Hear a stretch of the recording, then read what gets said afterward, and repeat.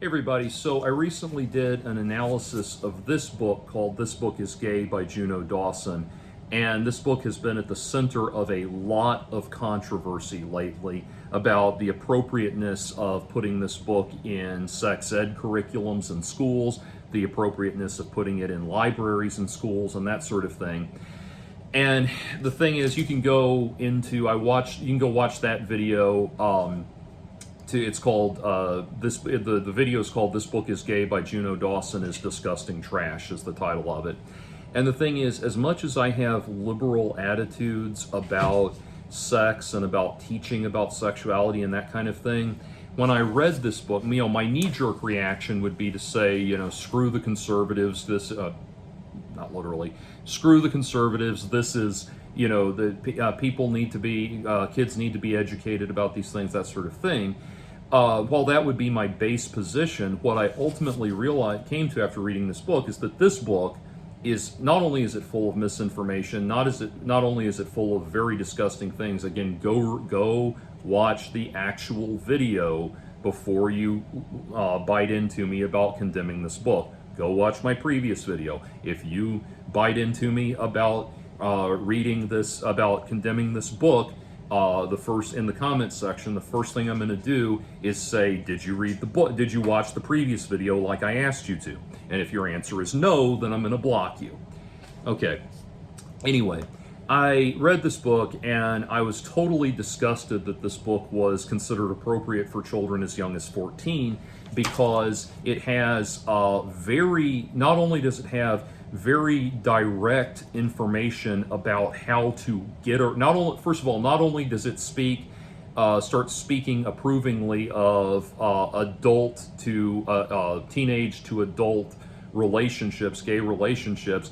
It also has information on how to get around age restrictions for online dating, which websites you can use, and then it has information for underage people who are using Grindr, underage people who are using Grindr. It has information for them on how to make use of the website as an underage person. Then it has in a section giving examples of how to lose your quote-unquote gay virginity. It has this very disturbing story about a young man who had been getting creeped on by a much older man for months, and then ultimately had sex with him the day as soon as he turned 16. And it goes on and on into all kinds of very uncomfortable things about picking up, teenagers, speaking approvingly of teenagers getting picked up by older adults, and all kinds of other revolting, disgusting things. And then the grand crown jewel of all of it is that in the vocabulary section it defines scat as eating poop, which is not only an incomplete definition of what the term scat means, but also scat is not a part of being gay. You're not supposed to do anything.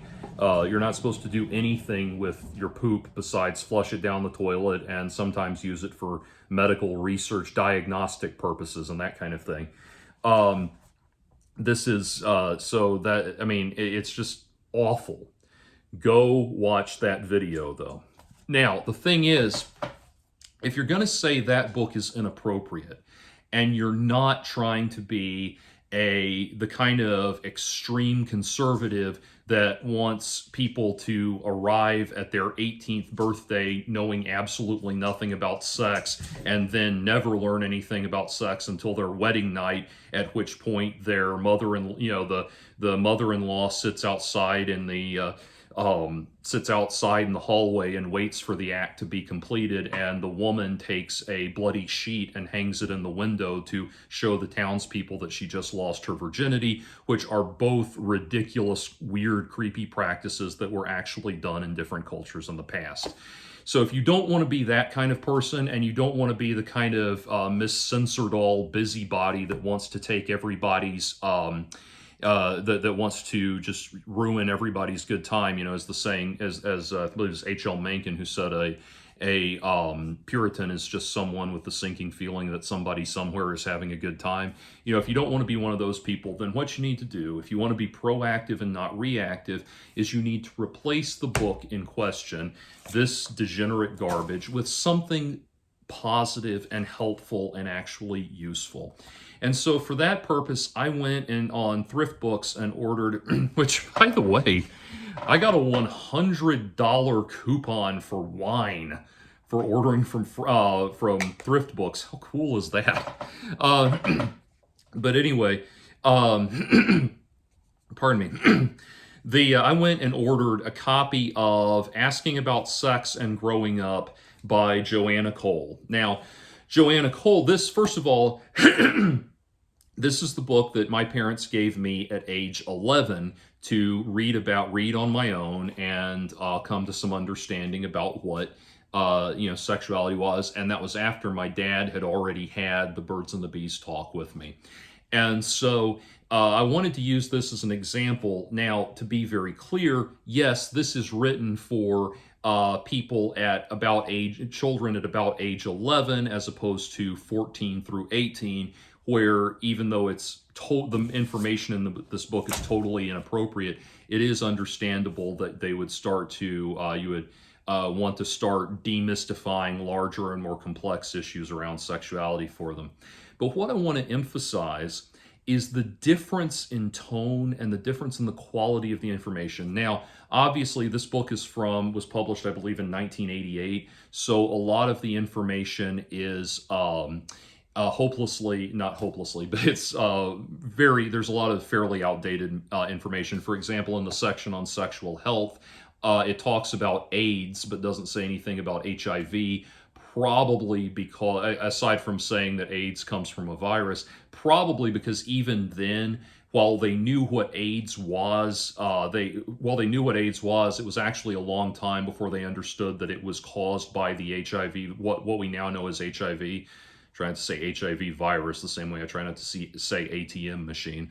But anyway, long before we knew what it was, we knew what was causing it. People knew what AIDS was. And that's, by the way, covered. There's an excellent book and movie called And the Band Played On, which documents the history of how we came to know about that. We see that as an afterthought now, but we didn't know it at the time. People didn't know it at the time.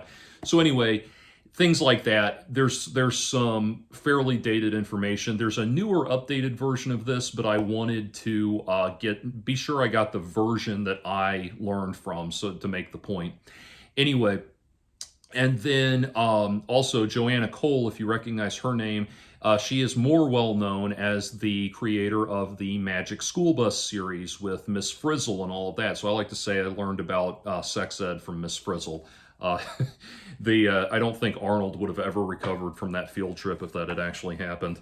But anyway, so the thing is, though, I want to read you some sections. Now, this book is not long at all. I got home just now, took the book, the book came in the mail. I got home just now, read the whole thing in about 45 minutes. Like, it's not long. And that's really actually good, that there's a lot of brevity to it, that it's very direct and to the point. And the answers are careful not to create more confusion. And that's something I want to talk about in a minute. Okay, so I'm going to read you some passages. First, I want to read the introduction so you understand the context. And again, this will not be anything terribly revelatory. I'm talking about the tone and the quality of the writing is what I want you to notice. When a family can talk together about sex, there are a lot of benefits. The kids learn about an important part of life from people who love them and care about what happens to them. The parents make sure their children find out what they need to know as they grow up. Everyone feels good because the telephone lines, quote unquote, are open. Nobody has to be alone with a question, a worry, or a problem. But it's not always easy for parents and kids to talk. Some parents were raised in homes where sex was rarely, if ever, mentioned. They want to change that for their own kids, but it's hard to do. Parents are embarrassed or uncertain, and that can make kids feel embarrassed too. It can help if kids understand this about parents. Feeling some shyness and something as personal as sex is common for adults and kids. Admitting that you feel awkward can make it easier to talk. Some parents say, my kids don't have any questions about sex. That is probably not true. The children most likely are interested but don't know how to bring up the subject. So it goes on in that vein. I wanted to skip ahead to one paragraph, a couple of paragraphs in particular. It said, some parents think that talking about sex means having one serious session in which the adult tells the child everything. In fact, such a talk will not be all that helpful. Kids need to talk about sex and growing up many times as they reach different stages in their growth. Often, when sex comes up in conversation, parents automatically change the subject if kids are around. But a parent can use these opportunities to give information and be open and to open discussions with kids. And so, and then it goes, and there's another important observation here. Often parents feel they are not equipped to teach children about sex. How many adults remember exactly where the fallopian tubes are, or which hormone triggers ovulation, or exactly why a boy's voice cracks when it is changing? But this sort of information may not be what is really important when kids ask about sex. Biological facts can be looked up if they are needed, but that is often not what kids really want. They want a parent to assure them that wet dreams are normal, that puberty comes at different times for different kids, that masturbation does not do any harm. They need loving guidance rather than an encyclopedia of sexuality. By the way, she's talking about that masturbation is not physically harmful. She acknowledges in the section of the book that talks about masturbation that there are many different cultural norms and standards and that sort of thing. But anyway, and yes, I know that there are such things as chronic masturbators and all of that, but again, that's what it comes back to. Actually, what I wanted to mention, why I wanted to mention this paragraph in here about how they need more information as they grow. The book acknowledges that this is answering a specific set of questions for kids at a specific stage of their development. The book recommends other books, which I have not read, for other stages of development. And I really like that. Rather than this creepy, degenerate asshole that wants to shove a book in a young teenager's face that has everything not just to do with sex, but to do with leather bars and saunas and, leather bars and bathhouses and, the difference between twinks and bears and all of this stuff, just aggressively shoving all this crap. It acknowledges that the kids are at different developmental stages, that they may not be ready, that they're not necessarily ready to have the whole thing shoved down their throats all at once. And if you heard me say that and tittered and laughed right there, normally I wouldn't begrudge you enjoying a little politically incorrect humor, but you probably ought to stop and think that maybe you are having some discomfort around the subject of sex and are reading double entendres there where none are intended. And I did not set out to give that little lecture when I started making that observation. It just occurred to me because this is the internet and it is a repository of human beings at their absolute worst. Anyway, so moving on, it continues in that vein, and I wanted to, the first couple of chapters are again addressing very common issues about things about male and female bodies developing and that sort of thing. I wanted to, it starts out, so every section starts out by contextualizing it, the issue at hand, contextualizing it with a little brief story. So for example, how girls grow up. The section begins with, in the dressing room at the pool, Ellen saw that some girls her age were developing breasts. Others had soft hair growing between their legs or under their arms. Ellen was still flat and she had no body hair. She worried that she would never grow up. Ellen felt a lot better when her mother told her that the women in her family usually started developing a little late. Starting early doesn't mean your breasts will be larger or you will be taller. Between the ages of about 9 to 10 or 16, a girl's body gradually changes, and then goes into the more proper explanation. But I like that it's giving age, not just age appropriate, but age relevant information. These are the kinds of things that someone this age is going to be. This is the level that they're at. They're not at the level of leather bars, nor should they be. Okay, so just like, it's just like, Halloween celebrated with children, you watch the Charlie Brown Halloween special. That's still what I like to watch for Halloween, but that's an age-appropriate Halloween special. When the child is 18 or 17 or whatever, reaches a level of maturity, then they can celebrate Halloween by watching the Halloween movie or Friday the 13th or Nightmare on Elm Street or something like that. And that's not a slight at the product. We're not suggesting that be the people who enjoy that movie be run out on a rail or something like that. It's just saying this is appropriate here and this is appropriate here.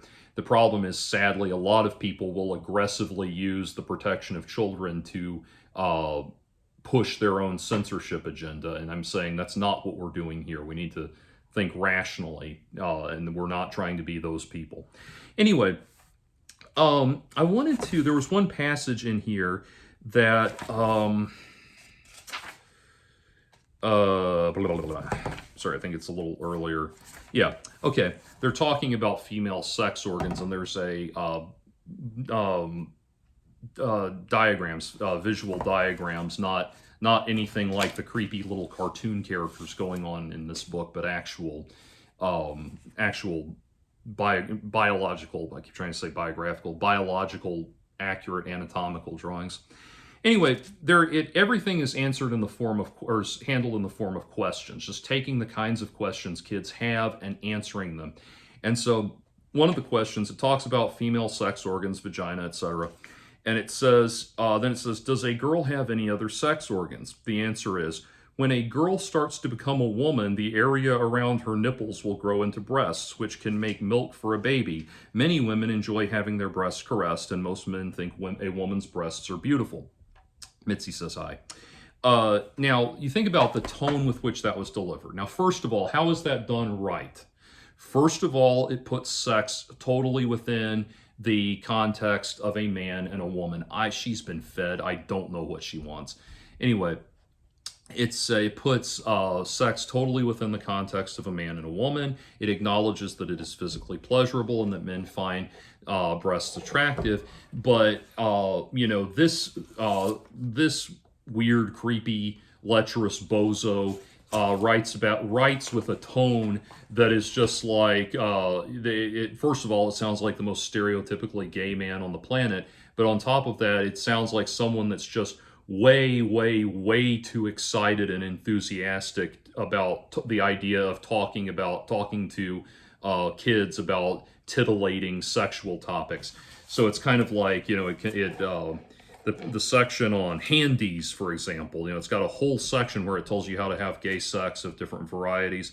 And it has a section, handies, perhaps the most, and it says this book is gay by Juno Dawson. It says, perhaps the most important skill you will master as a gay or bi man is this timeless classic, the hand job. The good news is you can practice on yourself. The bad news is each guy has to become very used to his own way of getting himself off. Learning how to find a partner's personal style can take ages, but it can be very rewarding when you do. Something they don't teach you in school is that in order to be able to come, spelled wrong, in order to be able to come at all, you or your partner may need to finish off with a handy. A lot of people find it hard to come through, again spelled wrong, through any other types of sex. This is fine and certainly not something you have to apologize for. A good handy is all about the wrist action. Rub the head of his cock back and forth with your hand. Try different speeds and pressures until he responds positively. A bad handy is grasping a penis and shaking it like a ketchup bottle. Finally, my misunderstanding about rubbing two peens together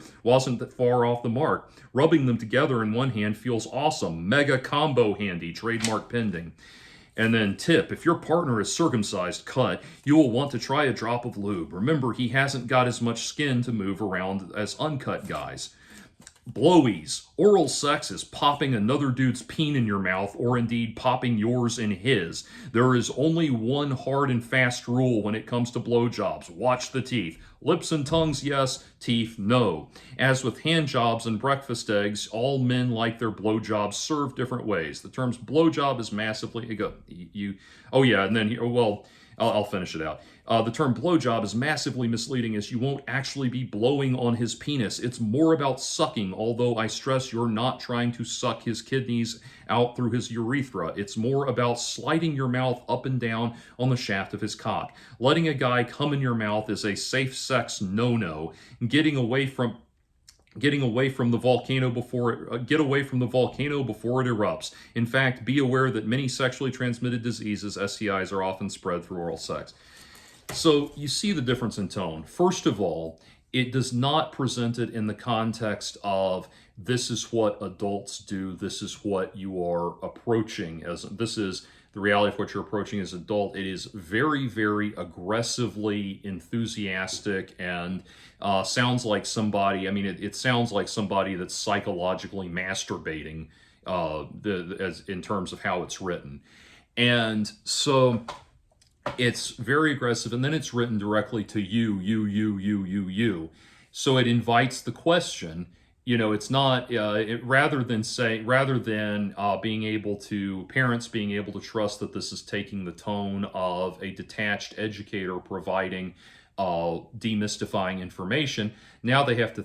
Now it would naturally invoke the question of why is this person so euphoric and passionate about delivering this information to children, that sort of thing. So the difference is just night and day, and it's so, I mean, but the difference between the two, I was really, as I was reading it just now and before the video, I was really appreciating how non-aggressive, how calming and non-aggressive the tone is in this. This book just sounds like everything is yeah, like screaming in your face constantly. Whereas this book, and if you're a kid who's learning about these ideas and unsure of yourself, and that sort of thing, you don't need some flamboyant douchebag weirdo screaming in your face and treating you and acting like you are already as confident as a sexually accomplished 30-year-old. You don't need that. You need real good information that is presented in a calming, thoughtful, and detached and emotionally detached manner that acknowledges that you're young and growing up. Is a very big difference. So I wanted to, for contrast with that, I wanted to read briefly the section where it starts to talk about sexual intercourse, the act of sexual intercourse. Yeah. Okay. What is sexual intercourse? In school, Anne has heard kids make jokes about doing it. She knows they are talking about sexual intercourse and she pretends to know all about it. But at the same time, it's hard for her to imagine having intercourse and she can't really understand why anyone would want to. Anne is not alone in her feelings. Many kids don't really understand about intercourse, but they feel embarrassed about not knowing, so they pretend to know more than they do. Question: why do people have sexual intercourse? People have sexual intercourse for several reasons. For one thing, sexual intercourse is the way a baby gets started. So when a couple wants a child, they make love and hope that the woman will get pregnant. But people make love at other times too because it feels good and because it's a way to express their love for each other. What happens when a man and a woman have sexual intercourse? A man's body and a woman's body are made so they fit together. Having intercourse means that the man pushes his erect penis into a woman's vagina. Then the man and woman move their hips so the penis will slide in and out. The movement of the penis feels good for both partners, and gradually the pleasure builds up until the man ejaculates and semen comes out of his penis. This makes intercourse sound simple, but actually it is a very powerful experience between two people. Having intercourse is also called making love because a man and a woman usually feel a loving toward each other when they do it. They hug, kiss, and stroke each other's bodies. Both the man and the woman have strong feelings of pleasure and a sense of closeness to each other. And it goes on from there. Now you understand, again, that is written in a way that acknowledges that this is the first thing she did in that section was acknowledge that this is a sensitive and confusing issue, and address the issue, speak appropriately from that standpoint. keeping it in the context of men and women, that sort of thing. So that is night and day difference from this screaming white, this just screaming idiot that just wants to, again, without meaning the pun, without intending a pun, shove everything down kids' throats. So, going on now, the next thing, one of the next things that's discussed is what is homosexuality. And since we're talking about educating kids about, or talking about a book that purports to educate kids about homosexuality, I want to read this entire. It's not long, but I want to read this section in its entirety. So it goes. Beth's Uncle Jim has always been her favorite relative. He's kind, intelligent, and fun to be with. Beth knows that Uncle Jim has a love relationship with another man whom Beth has always called Uncle Bob. Her parents have told her that people like Bob and Jim, or Jim and Bob, are called homosexuals. In school, some kids call homosexuals names and talk about them as if they're terrible people. Beth knows her uncle is a good person, and she gets mad because the kids don't understand. What is homosexuality? An adult who has sexual relationships with others of the same sex is called a homosexual. Homo comes from the Greek word for same, so homosexuality means having sexual relations with people of the same sex as yourself. Homosexual men and women are also called gay, and homosexual women are also called lesbians. What is heterosexuality? People who have sex only with with members of the opposite sex are called heterosexuals or straights. Hetero comes from the Greek word for different or other, so heterosexuality means having sexual partnerships with members of the other sex. What is bisexuality? Bisexuals are adults who have sex with both men and women. Bi comes from the Latin word for two, so bisexuality means a lifestyle of having sex with members of both sexes. Are there many people who are gay? About 5 to 10% of people, 5 to 10 in every 100, are homosexual. Why are some people straight and others gay? Psychologists do not really know. Again, I want to emphasize this book was written decades ago. Psychologists do not really know what causes a person's sexual preferences. Some believe that whether a person is straight or gay depends on experiences in early childhood. Others think homosexuality might be inherited or built-in, an inherited or built-in preference. As of now, however, we simply do not know enough to say why some people are homosexual and others are heterosexual. Is homosexuality a sickness? No.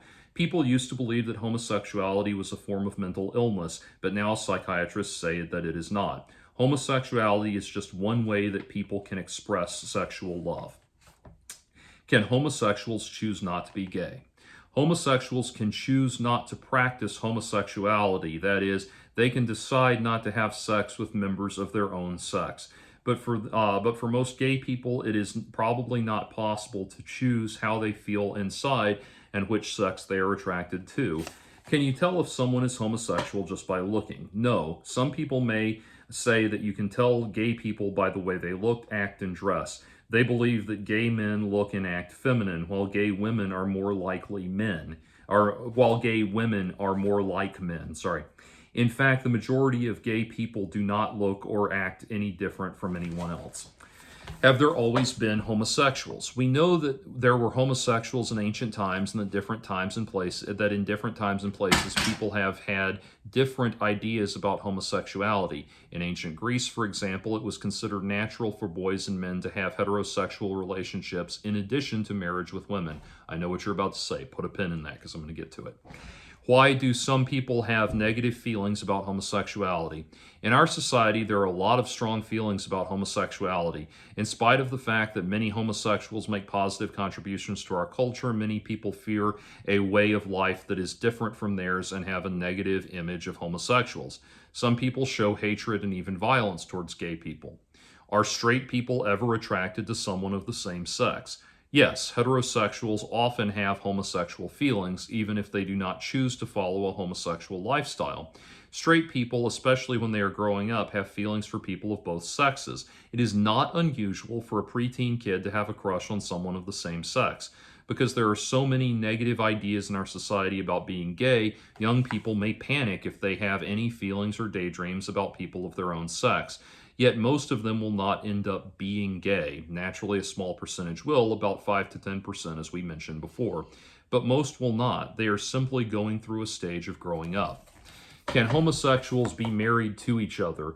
No state in our country, this again, dated information, no state in our country allows a person to legally marry someone of the same sex, but often homosexuals hold their own weddings and live together in a long-term relationship like marriage. Can homosexuals be parents? Yes. Sometimes a man or a woman who is already married and has children may decide to divorce and follow a homosexual lifestyle. Sometimes homosexuals who have never been married want to have children very much. They can adopt a child, or homosexual women can may choose artificial insemination as a way of becoming pregnant and having a baby. Researchers say that homosexuals can be just as good parents as heterosexuals. Now, what I was saying about she does acknowledge the historical reality of man-boy relationships in ancient Greece. And I know that some people are going to jump on that and suggest that she's saying it's okay. And that's why I wanted to put a pin in that, because the very next section is about taking care of yourself. And so it begins, protecting yourself from sex abuse. When Melinda was younger, a babysitter promised to let her watch extra TV if Melinda agreed to play sex games. Melinda's parents had told her always to say no if an older person asked her to do something that did not seem right, so she refused to do it. Later, she told her parents about it. When an adult or older kid gets involved in a sexual way with a child, it is called sex abuse. It is wrong for older people to get sexually involved with children. So there is no question here, whereas this book leaves it all up in the air and very much is just constantly hinting at some sort of appropriateness around adult to underage relationships. And even, like go watch the original video, he's all but outright just declaring it, and it even has a story in there about a positive affirming story in there about a positively presented affirming story in there about a guy losing his virginity as a teenager to an older man that was creeping on him. Anyway, so it goes on and says, what is sex abuse? If an adult or other kid touches a kid's sex organs or makes the kid touch his or her own sex organs, that is sex abuse. If someone hugs and kisses a child in a grown-up way and doesn't allow the kid to stop it, that is sex abuse. If an older person makes a child watch sex activities, that is sex abuse. What is rape? If someone uses force to make another person have sexual intercourse when that person does not want to, that is a very serious form of sex abuse called rape. It goes on in the same vein, but you get the idea. Like, there is nothing like that in This Book is Gay. There are a couple of observations about, like it said, if you're, there's one thing where it says, if you're picking someone up on Grindr, it's important to bring your trick, quote unquote, or meet your trick, quote unquote, at a public place before taking them back to make sure they're not a weirdo. Like, again, one interaction is not going to be enough to make, one interaction over lunch is not going to be enough to make sure that someone is not a weirdo. Most people can present an acceptable, socially acceptable veneer for the duration of one conversation. But on top of that, for some reason, tricks are the clients of prostitutes. Why are you using that term to describe anyway. Watch the previous video. But anyway, so this is, this is, again, much better and really speaks to the reality of all of that. This other book, this book is gay. Again, it's just this raving lunatic this creepy, raving, lecherous lunatic that sounds way too, or I should say he sounds lecherous, sounds way too excited about enticing kids with exciting information about sex. So anyway, it goes on in that vein, and then it gets into STDs. Like I said, the AIDS information is incomplete. But anyway, Now, of course, the next question is going to be, well, what does it say about transgenderism? Nothing. Get to that in a moment. But I wanted to talk about something here. One of the things that this asshole Juno Dawson gets going on in this book is that when you learned about sex, he begins by making this big to-do, and he continues this big to-do throughout the book, that when you started learning, when you learned about sex, you learned about what heterosexuality was first, and you learned that it was normal and blah, blah, blah. It's like, stop a minute. Okay.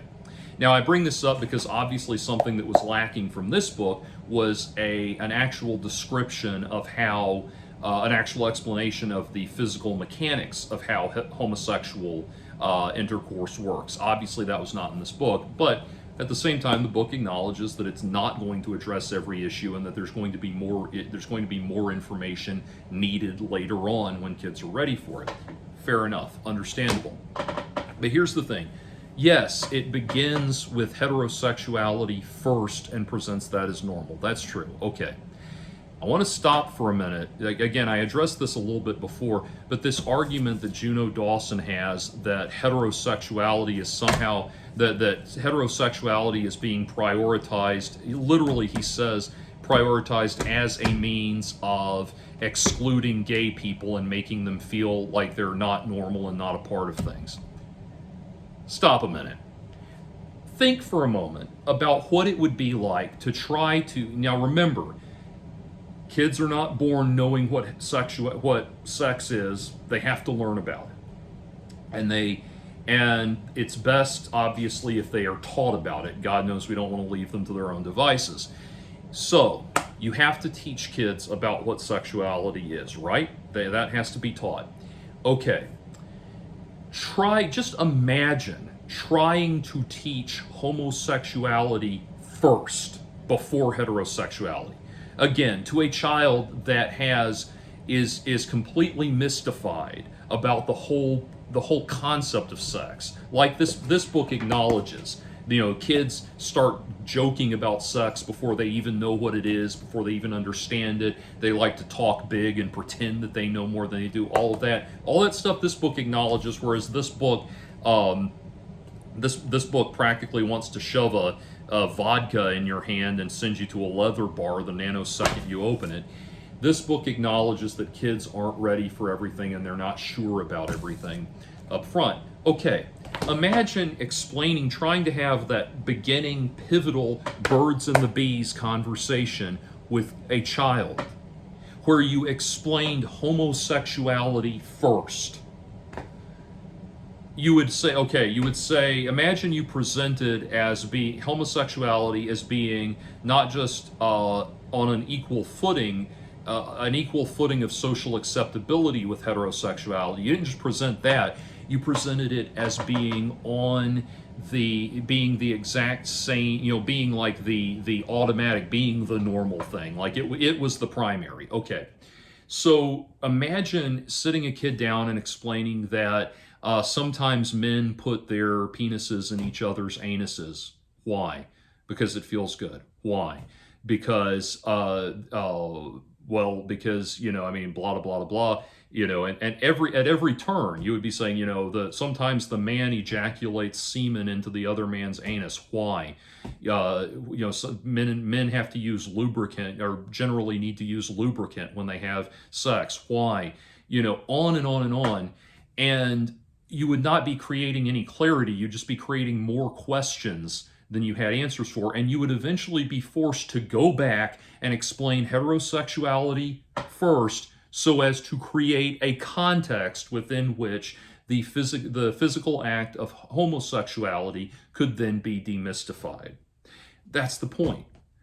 And so the thing is, this, again, I join, my heart goes out to so many people in the gay community that have been vocal about how fed up they are with this wacky bullshit. It's like, okay, look, you are not being mistreated just because there is this, when it comes to educating about sex, your group has to wait its turn, has to be discussed after this other group.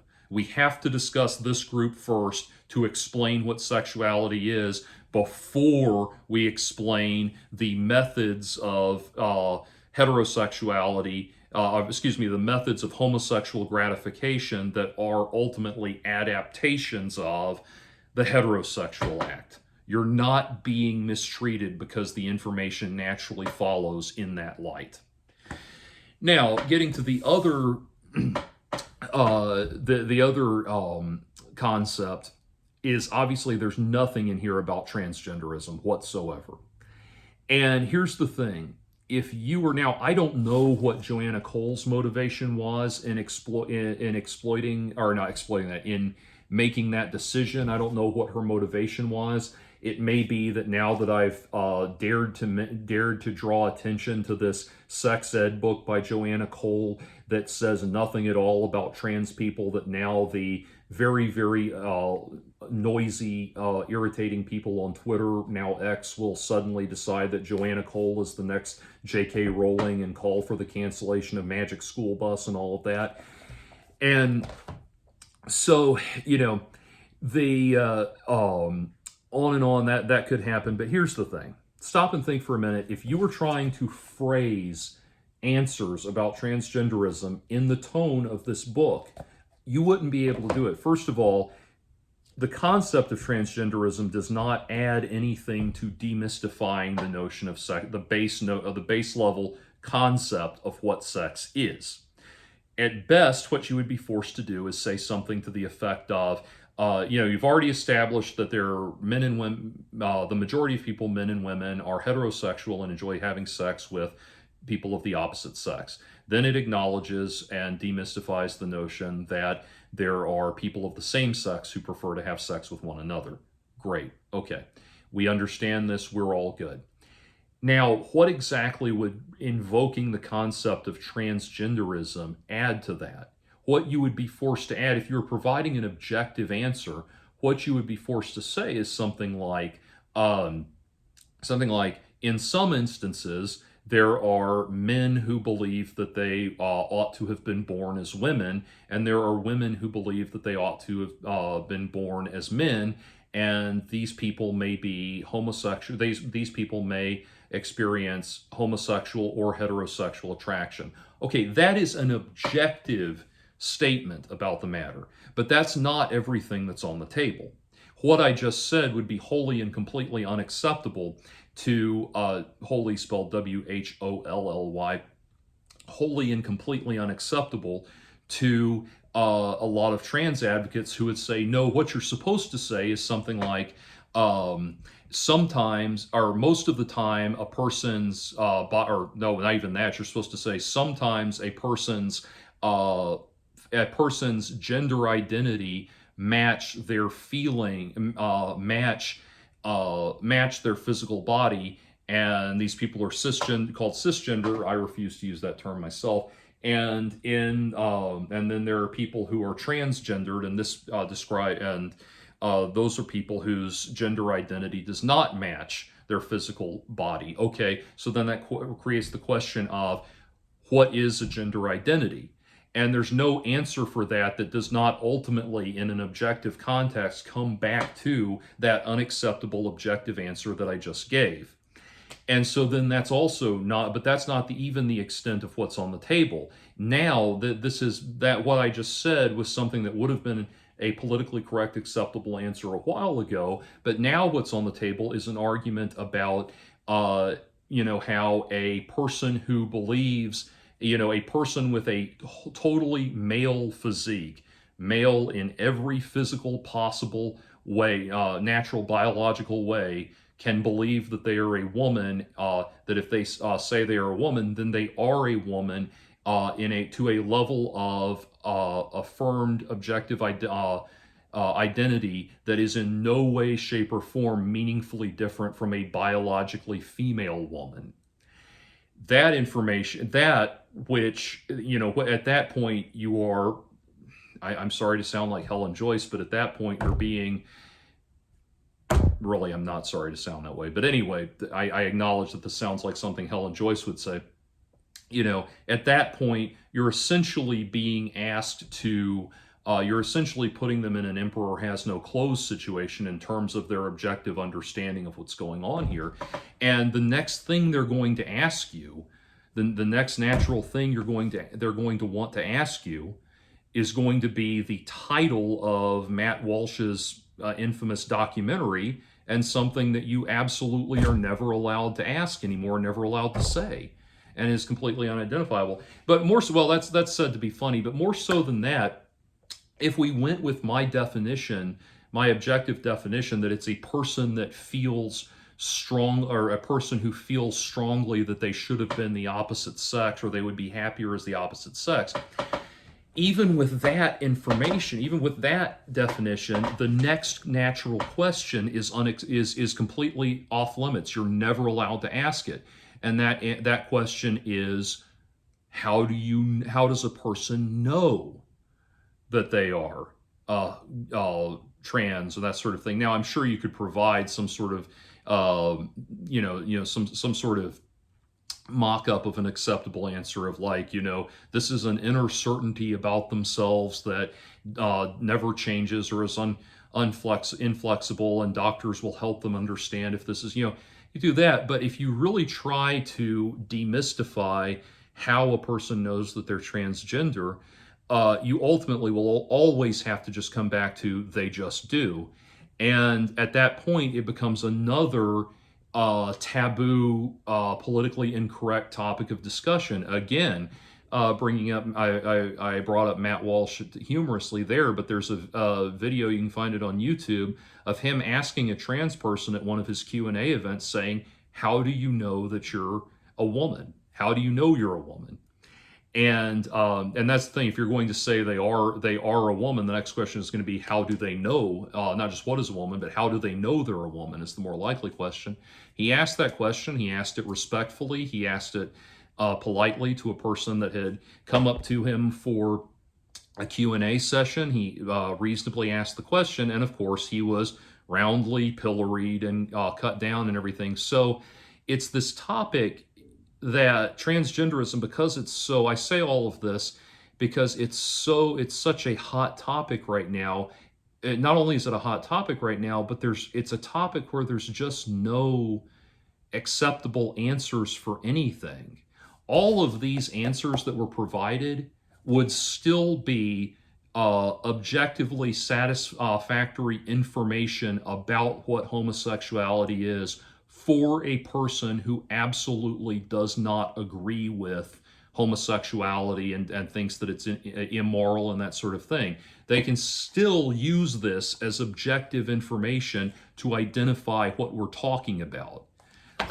This thing with transgenderism is impossible. It's impossible to discuss, and there's no way to talk about it that doesn't create more questions than answers. So it really, bringing it into a book like that really does not help a kid out that much at all. And I say that because the next complaint, the next gripe that Juno Dawson had after the fact that you learned about heterosexuality first and that was normal and that homosexuality came second and that was different, then he says, and you probably didn't learn about transgenderism at all. Again, what does that add to a discussion about demystifying the mechanics around sexuality? The mechanics of sexuality don't change just because a person is transgender. It does not bring anything new to the discussion. It's a whole other field of discussion in and of itself. So there you go. But my overall point is, if we want to be proactive and not reactive, then it's not enough to just say this book is trash, get rid of it. You need to come along with something that says, hey, this is a better example. There's all kinds of people who will say, oh, these horrible sexual books are terrible. Here's a book about dinosaurs. No, I'm not saying, when I say find something acceptable, I don't mean about a different topic. I mean that acceptably answers this question. There you go. The information provided here is as straightforward and even-handed. Obviously, she does sound like a fairly, a typical liberal from 50 years ago. That's what she sounds like. But it's as even-handed and objective as you really possibly could be, and it serves one purpose, one alone, demystifying important concepts around what sexuality is and the larger implications of it for kids who don't know. It does not, at no point does it ever sound like a raving, degenerate, lecherous bozo psychologically making love to himself at the thought of titillating young people with detailed and unnecessarily graphic information about sexuality and teenage adult relationships. Anyway,